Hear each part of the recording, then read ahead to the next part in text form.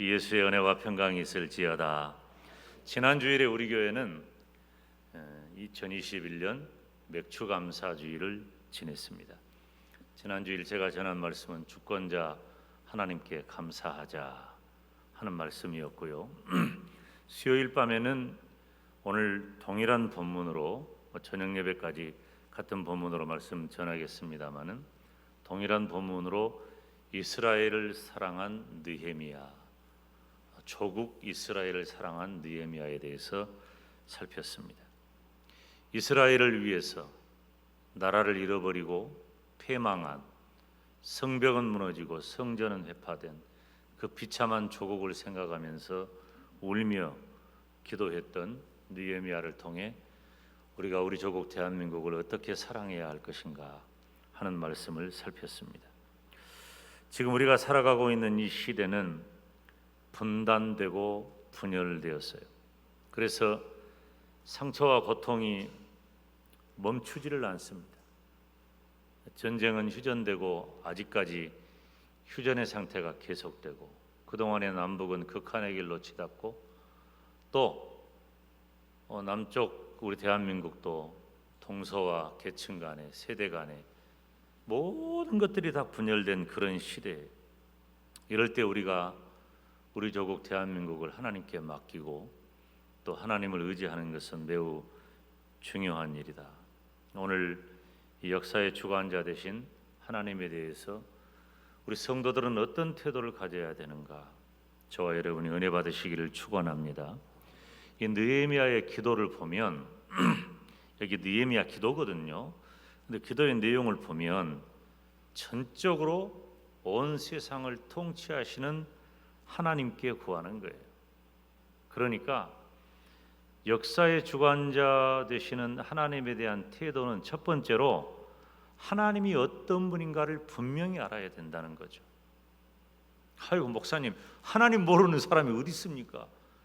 우리가 다 예수 믿은 지 오래되었고 또 교회 다닌 지도 오래되었고 또 예배당에 올 때마다 목사가 설교를 할 때 하나님, 예수님, 성령님 뭐 늘 하나님 설교하니까 다 아는 것 같죠. 그런데 하나님은 어떤 분인가 우리가 이렇게 자꾸 되새김질하고 또 우리가 새롭게 마음에 새기는 것은 굉장히 중요합니다. 오늘 본문 5절을 우리가 함께 읽어볼까요? 시작.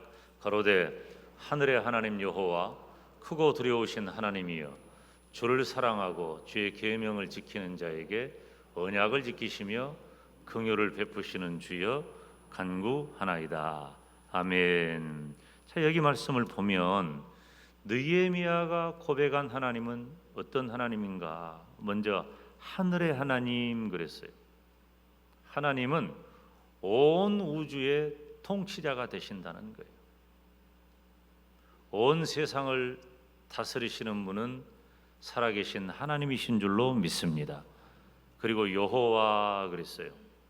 여호와 하나님은, 이 여호와라고 하는 이름 속에는 이스라엘 백성과 언약을 맺으셨다는 의미가 굉장히 커요. 그런데 이 언약이라고 하는 것은 다른 말로 하면은 약속, 계약 그런 뜻이잖아요. 그런데 계약은 어떤 위치에서 계약을 하죠? 동등한 위치에서 계약을 하는 거예요. 하나님과 이스라엘 백성이 동등하지 않아요. 그럼에도 불구하고 하나님과 이스라엘 백성이, 하나님과 아브라함이, 하나님과 이스라엘 백성이, 또 하나님과 저와 여러분이 이렇게 언약을 맺었다는 것은 하나님께서 동등한 위치로 여겨주시고 그만큼 우리를 사랑해 주신다는 거예요. 그래서 하나님은 언약의 주체가 되셔서 내가 너하고 언약을 맺겠다, 그 언약을 맺어주신 하나님이에요. 그래서 하나님은 언약의 하나님이 되고 이스라엘 백성은 언약의 백성이 되는 것입니다. 또 그 다음 말씀 보니까 크고 두려우신 하나님이여, 여호와 하나님의 권능과 위엄을 드러내는 거예요. 온 세상 천지에. 그리고 주의 계명을 지키는 자에게 그 언약을 지키시고 긍휼을 베푸시는 하나님이다 고백하고 있어요. 지금 이스라엘 백성은 굉장히 독특합니다. 김 목사가 설교할 때마다 가끔 언급하지만은 이스라엘은 민족 교회, 국가 교회예요. 다른 말로 표현하면 하나님이 친히 다스리시는 신정 국가입니다. 그러니까 이스라엘은 다른 걸 하면 안 돼. 따라서 합시다. 오직 하나님, 오직 하나님, 오직 하나님만 섬기는 거예요. 지금 여타의 다른 지역의 다른 민족, 다른 국가들에게는 하나님이 그걸 요구하지 않아요. 오직 언약을 체결하신 이스라엘 민족에게만 하나님께서 법을 제정하시고 그 법대로 나를 섬겨라. 그 법이 십계명이죠. 그래서 1계명부터 4계명까지의 말씀을 보면 너희들이 내 백성이니까, 출애굽한 이스라엘 백성들에게 너희들이 내 백성이니까 이제는 다른 것 하면 안 돼. 너희들은 나만 섬기고 나만 예배해야 한다. 그것이 1계명부터 4계명까지의 내용이에요. 그런데 이스라엘 백성은 아주 오랜 시간 동안 그 하나님을 잊어버린 거예요. 그 하나님을 잊어버린 증거가 뭐냐면, 지금 오늘 본문의 배경이 되는 이 시점은 언제냐면 남왕국 유다가 BC 586년에 멸망하니까 약 140년이 훌쩍 지나간 때란 말이에요. 그러니까 보세요. 북왕국 이스라엘이 아수르에게 멸망을 하고 남왕국 유다는 바벨론에게 멸망을 합니다. 그러니까 이스라엘 나라가 온전히 다 망해버린 게 지금 140년이 훌쩍 지나간 거예요. 나라가 망한 지 140년쯤 되면 그 나라는 이미 의미가 없어졌다. 그렇게 보아도 과언이 아닙니다. 그러니 그들이 나라가 망한 것도 하나님을 떠나 하나님을 잊어버린 결과이고, 나라가 망한 이후에 오랜 시간이 지났기 때문에 그들과 언약을 체결하신 그 하나님에 대해서 기억이 희미해진 거예요. 아니, 아예 잊어버린 거예요. 하나님 없는 것처럼 살아가고 있는 거예요. 그런데 느헤미야는 그 여호와 하나님께서 여전히 살아계신 하나님인 것을 고백하고 있는 겁니다. 이게 굉장히 중요한 부분입니다. 하나님을 다 잊어버리고 제멋대로 살아요. 그런데 느헤미야는 하나님이 어떤 분이냐? 하늘의 하나님이시고 여호와 하나님이시고 크고 두려우신 하나님이시고, 그 하나님은 계명을 지켜 행하면 긍휼을 베푸시고 은혜를 주시는 하나님이라고 고백하고 있는 겁니다. 여러분, 세상 탓하지 마세요. 뭐 작년인가 금년에 누가 불러가지고 히트한 노래 세상이 왜 이래? 세상이 왜 이래인가? 세상이 왜 이래요? 잘 모르겠네. 아무튼 세상 탓을 하면 안 돼요. 소크라테스가 뭘 알겠어? 예수님을 믿는 성도는 모든 사람이 다 하나님을 잊어버린다 할지라도 느헤미야처럼 마치 홍수 때에 물이 범람해서 온통 흙탕물이라 할지라도 강 저 깊은 곳을 흘러가는 맑은 생수 한 줄기가 되는 것이 성도의 책임이라는 거예요. 여러분, 우리가 살아가는 이 시대가 하나님 잊어버리고 하나님을 배반한 시대가 되었다고 탓하고 핑계하지 마세요. 성도된 저와 여러분이 하나님이 어떤 분인가를 분명히 기억하고 고백하면서 이 시대를 살아가는 신령한 생수와 같은 한 줄기 성도가 되시기를 주님의 이름으로 축원합니다. 이스라엘 백성이 잊어버린 하나님은 어떤 분이신가? 사실 오늘 본문 이 느헤미야의 기도는 역대하 6장에 기록하고 있는 이스라엘 백성이 솔로몬이 성전을 건축하고 성전을 봉헌하고 나서 불렀던 그런 노래, 기도, 시 매우 일맥상통해요. 역대하 6장 14절 말씀 우리가 함께 읽어볼까요? 시작. 이스라엘 하나님 여호와여, 천지의 주와 같은 신이 없나이다. 주께서는 온 마음으로 주의 앞에서 행하는 주의 종들에게 언약을 지키시고 은혜를 베푸시나이다. 아멘. 여러분, 얼마나 놀라운 고백입니까? 성전을 다 건축해 놓고 그 성전 안에 하나님의 영광이 가득한 것을 보면서 뭐라고 고백을 해요? 다시 띄워봐요. 6장 14절 그 말씀을 보면은 이스라엘 하나님 여호와여, 천지에 주와 같은 신이 없나이다. 주께서는 온 마음으로 주의 앞에서 행하는 주의 종들에게 언약을 지키시고 은혜를 베푸십니다. 그러니까 하나님이 어떤 분인가를 분명히 고백하면서 그 하나님이 나에게 주실 바 은혜를 확신하고 있다는 겁니다. 하나님이 이런 분인지 저런 분인지 모르고 내가 이렇게 살지 저렇게 살지 모르는 것은 진정한 믿음의 모습이 아니에요. 예수님을 믿는 성도는 하나님이 나에게 어떤 분인가를 분명히 고백할 수 있어야 돼요. 그래서 하나님은 또 역대하 6장 23절에 보니까 하늘에서 들으시고 행하시는 하나님이다. 주의 종들을 국문하시고 악한 자의 죄를 정하시고 그 행위대로 심판하신다. 또 행한 대로 갚아주신다. 하나님은 그런 분이란 말이에요. 다시 말하면 하나님께서 주의 백성을 친히 통치하신다는 거예요. 하나님께서 성도된 저와 여러분을 친히 다스리심을 믿으시기를 축원합니다. 여러분, 하나님께서는 살아계셔서 역사의 주권자가 되셔요. 오늘 예배에 참석한 우리 3부 예배에 참석한 성도들은 하나님을 어떤 분으로 고백하고 있습니까? 하나님이 나에게 어떤 분이에요? 하나님이 어떤 분인가에 대한 내 지식이 바로 내 삶의 태도를 결정합니다. 정말 나는 믿음이 있는가? 내가 믿음이 있다면 믿음의 태도가 있어야 돼요. 삶으로 드러나는 믿음이 있어야 돼요. 믿음의 태도가 바로 나의 믿음인 거예요. 예배당에 왔다 갔다 하는 건 나는 막연하게 관념적으로 나는 예수님을 믿는다, 나는 천국 간다, 이런 생각과 의지만 가지고 믿음이라고 말할 수 없는 거예요. 실제로 내 삶에서 하나님을 고백하는 내 삶의 열매가 믿음으로 드러나야 되는 거예요. 느헤미야는 이방 땅에 있는 거예요. 지금 벌써 시절이 바벨론 포로 잡혀간 그 이후의 세대가 어떻게 되었습니까? 바벨론 포로 잡혀간 이후의 세대가 메대 지나서 바사, 오늘날 우리가 말하는 페르시아, 그 시대가 된 겁니다. 그러니까 하나님을 잊어버려도 한참 다 잊어버릴 만한 시대인데 느헤미야는 하나님을 기억하고 하나님을 고백하고 있는 거예요.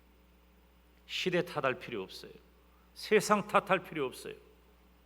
하나님은 살아계시고 하나님은 온 세상을 통치하시고 그 하나님이 나의 하나님이 되신 줄로 믿습니다. 역사의 주관자 되신 하나님의 태도, 하나님에 대한 태도. 두 번째는 하나님 앞에 범죄함을 자복해야 한다. 6절 7절 같이 읽습니다. 시작. 이제 종이 주의 종 이스라엘 자손을 위하여 주야로 기도하오며 이스라엘 자손의 주 앞에 범죄함을 자복하오니 주는 귀를 기울이시며 눈을 여시사 주의 종의 기도를 들으시옵소서. 나와 나의 아비집이 범죄하여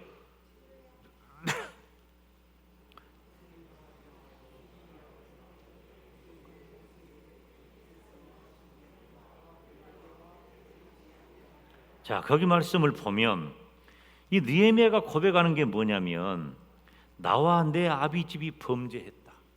그리고 주를 향하여 심히 악을 행했다. 그리고 그 다음에 이어져 오는 말이 모세를 통해 우리에게 주신 계명과 율례와 규례를 지키지 않았다. 지금 이스라엘 민족의 죄악을 느헤미야는 낱낱이 하나님 앞에 내놓는 거예요. 역사의 주관자 되시는 하나님에 대해서 예수님을 믿는 성도된 우리는 어떤 태도를 취해야 할까? 두말할 것도 없이 나의 죄를 회개해야 할 줄로 믿습니다. 회개해야 돼요. 하나님께서 이스라엘을 다스리시는 방법은 법이에요. 규례와 법을 따라 다스리셔요. 그래서 십계명을 주시고 그 계명을 지키도록 하셨어요. 계명을 어기는 자는 돌로 쳐 죽였습니다. 신명기 29장 1절에 보면 호렙에서 이스라엘 자손과 세우신 언약 외에 여호와께서 모세에게 명하사 모압 땅에서 또 그들과 세우신 언약의 말씀이 이러하니라. 자, 그렇게 하고 하나님을 떠나 배반의 길을 가면 어떻게 했어요? 하나님은 어김없이 벌을 내리셔요. 잘못하면 벌을 내리시는 거예요. 그런데 여러분 보세요. 역대하 7장 19절 20절을 보면 우리가 같이 한번 읽어봅니다. 시작. 그러나 너희가 만일 돌이켜 내가 너희 앞에 둔 내 율례와 명령을 버리고 가서 다른 신을 섬겨 숭배하면 내가 저희에게 준 땅에서 그 뿌리를 뽑아내고 내 이름을 위하여 거룩하게 한 이 전을 내 앞에서 버려 모든 민족 중에 속담거리와 이야기거리가 되게 하겠다. 아멘. 어떻게 한다고? 내 율례와 명령을 버리고 다른 신에게 가서 섬겨 우상을 섬기면 뿌리를 뽑아버린다. 하나님께서 이스라엘의 뿌리를 뽑아가지고 바벨론에다 던져버린 거예요. 그런 역사적인 배경을 생각하면서 느헤미야가 하나님 앞에 회개하는 거예요. 하나님, 우리 민족이 이런 죄를 지었습니다. 회개하고 잡아가는 것입니다.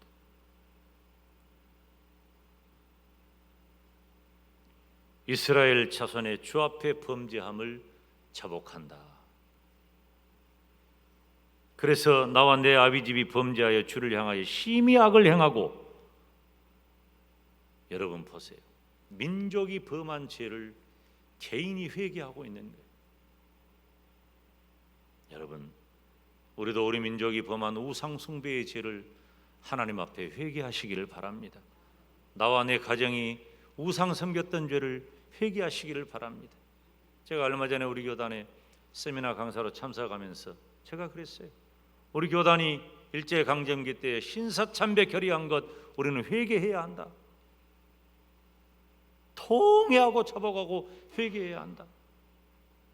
내가 해야 할 일이 이 시대에 무엇인가가 중요한 것이 아니라 나의 죄를 먼저 해결하지 못하고 청산하지 못한 것이 한 걸음도 나가지 못하게 만든다는 거예요.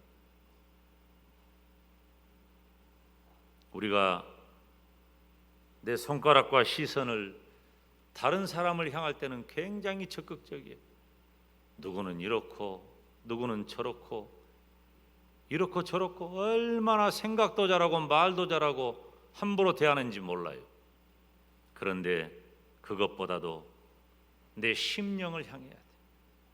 내 심령을 향해서 먼저 내 죄를 깨닫고 내 죄를 하나님 앞에 회개해야 돼요.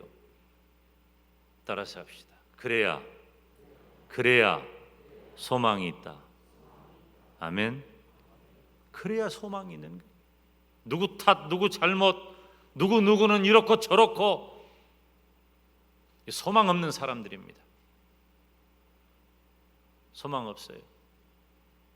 회개하지 않으면, 죄를 알지도 못하고 죄를 짓고 회개하지 않으면, 여러분 제가 다른 쪽으로 말하는데 그런 사람 망합니다.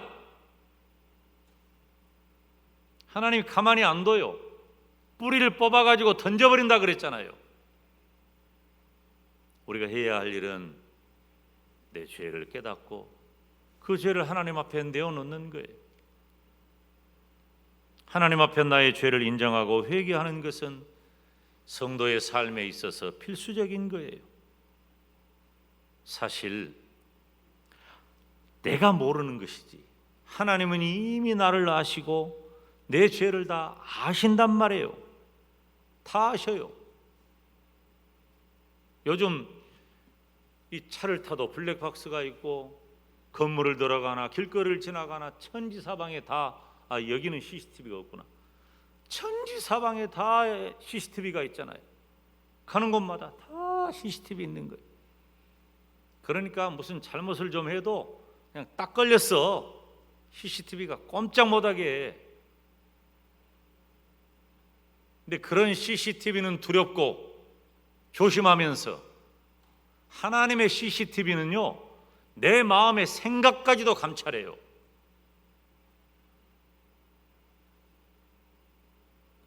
그런 하나님 앞에 하나님이 우리를 모르시겠어요? 다 아신단 말이에요. 우리는 그런 하나님 앞에 내 죄를 내어놓고 진심으로 회개하는 것은 너무나도 자연스러운 일이고 너무나도 필요한 일이란 말이에요. 그래서 내가 지은 죄가 무엇인지 모른다면 나의 죄를 깨닫게 해달라고 하나님 앞에 기도해야 돼요. 지난 주간에 우리 노예에서 세미나를 하면서 감사의 조건을 적으라고 그래요. 감사할 조건 5가지만 적으라고 하는데 5가지도 적기가 버거워가지고 감사할 것 5가지 적기도 어려운데 지은 죄 5가지 적으라 그러면 쉽게 적을 수 있을까요? 내가 얼마나 무겁고 무서운 죄인인지 나만 몰라요. 하나님은 다 아셔요. 욥기서 13장 23절을 보면 나의 불법과 죄가 얼마나 많으니까 나의 허물과 죄를 내게 알게 하옵소서. 죄를 알아야 돼. 죄를 깨달아야 돼. 그래서 역사의 주관자 되시는 하나님 앞에 내 죄를 회개해야 돼. 하나님이 어떤 분인 줄 알고 내 죄를 하나님 앞에 회개하고 나서야 비로소 우리 인생에 소망이 생긴다는 것입니다. 역사의 주관자 되신 하나님 앞에 성도들은 어떤 태도를 가져야 할까? 첫째, 하나님이 어떤 분인가? 하나님이 온 세상의 주권자요 통치자가 되심을 고백하고 그리고 내 죄를 회개해야 돼. 그런 다음에 세 번째는 하나님께 도움을 구하라는 것입니다. 오늘 본문 8절 9절 말씀을 봅니다. 같이 읽습니다. 시작. 옛적에 주께서 죄종 모세에게 명하여 가라사대 만일 너희가 범죄하면 내가 너희를 열국 중에 흩을 것이요 만일 내게로 돌아와서 내 계명을 지켜 행하면 너희 쫓긴 자가 하늘에 있을지라도 내가 거기서부터 모아 내 이름을 두려고 택한 곳에 돌아오게 하리라 하신 말씀을 이제 청컨대 기억하옵소서. 아멘. 느헤미야는 이걸 너무 잘 알고 있는 거예요. 하나님이 어떤 분인가를 알고 그 하나님 앞에 범죄하였으면 회개해야 할 것도 알고 회개하면 하나님께서 용서하시고 맞아주신다고 하는 사실도 잘 알고 있는 거예요. 그렇기 때문에 역사의 주관자 되신 하나님에 대해서 성도가 어떤 태도를 가져야 할까? 따라서 합시다. 하나님 도와주세요. 하나님께 도움을 구하는 거예요. 하나님께 도움 구하시기를 주님의 이름으로 축원합니다. 성도들은 어려운 상황을 만나면 예수님 믿는 성도라 할지라도 당황하죠. 힘들어하죠. 버거워합니다. 그런데 어려운 상황 앞에서 가만히 있으면 안 돼요. 우리가 내 사랑하는 조국을 위해서 가장 필요로 한 일, 성도가 해야 할 일은 무엇일까요? 하나님의 도우심을 구하는 거예요. 1950년에 시작된 전쟁이 53년에 휴전을 하고 지금까지도 그 휴전 상태를 유지하고 있어요. 종전선언을 하지 않았어요. 사실상 종전과도 같지만은 두 국가 두 체제가 다 이미 되어버렸으니까. 그런데 여전히 남과 북은 대치 상태에 있고 정치하는 사람들은 정치하는 대로 이용해 먹고 경제하는 사람들은 경제하는 사람대로 이용해 먹고 다 그러고 있단 말이에요. 공론도 분열되고 지금 코로나19 바이러스 이 전염병이 문제이긴 하지만은 이것 때문에 얼마나 경제난이 또 극심해집니까? 지금 어려움이 한두 가지가 아니에요. 이럴 때 우리가 해야 할 일은 무엇 하나를 어떻게 해서 돌파구를 마련하는 것보다도, 지금 뭐 벌써 내년에 대통령 선거 있다고 대통령 뭐 이런저런 사람 오르내리잖아요. 그 대통령 바뀌면 다 해결됩니까? 나 대통령 바꿔가지고 해결된 것 한 번도 못 봤어요. 불신하는 게 아니에요. 대통령 누가 되면 뭐예요? 또 반대하는 사람 있을 건데 죽기 살기로 반대하더라고.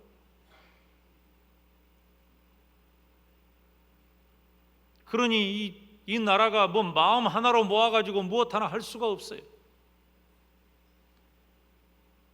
교회는 한 마음이 되어서 하나님 앞에 기도해야 할 줄로 믿습니다. 우리 민족은 국가적으로 힘들고 어려울 때마다 하나님 앞에 기도했어요. 나라를 잃어버리는 구한말, 일제가 들어와서 온 나라를 집어삼키려는 그 시점에 1907년 평양 장대현 교회에서 대부흥의 역사가 일어났어요. 나의 죄를 회개하고 하나님 앞에. 1974년에 엑스플로 74를 통해서 온 국민이 마음이 하나 돼가지고 예수님을 믿는 성도가, 그래서 온 산천지가 다 예수 그리스도의 복음 운동을 했고, 1980년 역시 같은 여의도에서 온 성도들이 다 모여가지고 하나님 앞에 기도했단 말이에요. IMF 환란이 왔을 때에도 하나님 앞에 기도했어요. 기도했어. 기도밖에 없어. 제가 19살 때 광주에 5.18 일어났었는데 5.18 때 뭐 했느냐? 세계가 깜짝 놀랐어요. 주일날 그 힘들고 어려운 그 상황에서도 어린아이부터 노년에 이르기까지 오히려 더 교회로 다 모여든 거예요. 하나님 앞에 나와서 울며 불며 기도했어요. 지금 코로나가 힘듭니까? 경제가 힘듭니까? 무엇이 힘듭니까? 개인적으로도 여러 가지 힘든 일이 있습니까?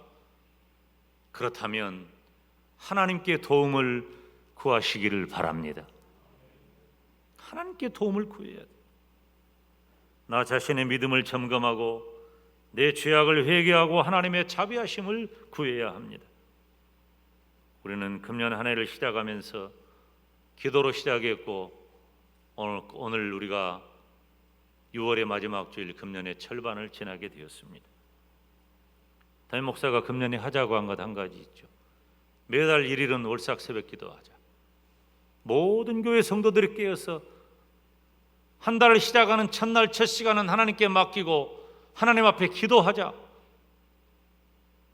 한 달 동안의 기도의 제목을 내어놓고 주의 종과 함께 기도하자. 본당에 나와서 기도하고 집에서라도 자는 아이라도 깨워서, 외국에 있든지 타지에 있든지 내 자녀들에게도 이 시간은 깨어서 하나님 앞에 한 달을 맡기고 기도로 시작해보자. 기도하자는 거예요. 사랑하는 여러분, 역사의 주관자 되신 하나님께서 모든 일에 함께 하시고 저와 여러분에게 은혜 베푸시기를 주님의 이름으로 축원합니다. 기도하겠습니다.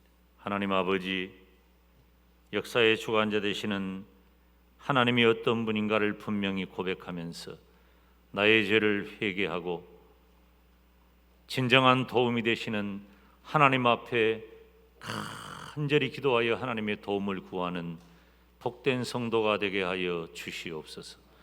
예수님의 이름으로 기도하옵나이다. 아멘.